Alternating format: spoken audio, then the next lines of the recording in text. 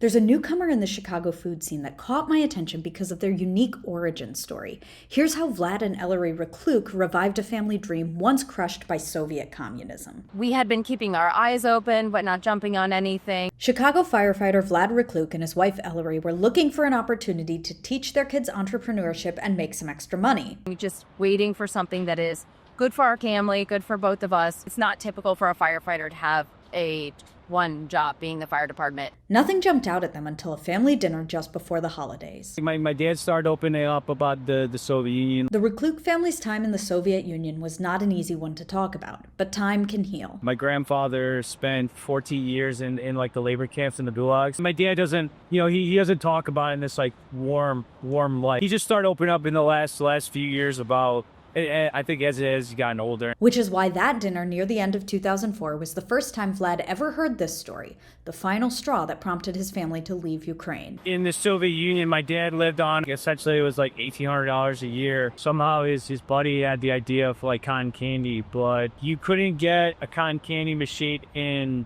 Ukraine. Essentially they like smuggled the machine in. Once they kind of figured it out, he was actually making way more money. And more money than, like, say, the police or whatever, like the people who worked for the government. And they got jealous. And so they took the machine, broke the machine, all that, and they took his business away. For Vlad, it was new insight into his family history. But Ellery also saw something else, a conviction about the future. My brother-in-law's fiance gave an ornament of a cotton candy to my in-laws for Christmas. And I'm looking at it on the tree and I'm just like, that is so pretty. And I'm thinking about the story and I'm like, what? Why don't we get it back? Let's get the cotton candy machine back. Let's do it. Within a month, they bought a machine and started crafting original, all-natural recipes with organic sugar and no artificial flavors or dyes. It's not a common way to make it. It is very challenging. Then came the second part of the challenge, just as it had for Vlad's father, turning their craftsmanship into an official business. The burden is put on the little guys.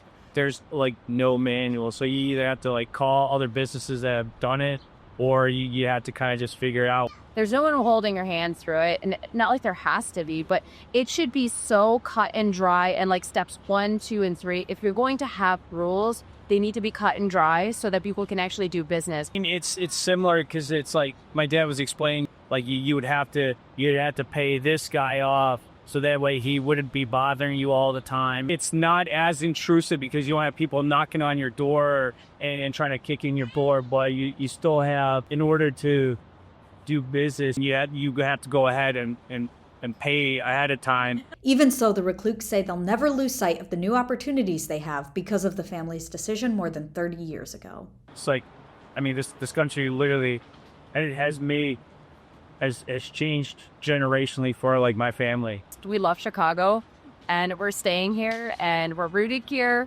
and it's really cool to be a bit of good news coming out of the West Side.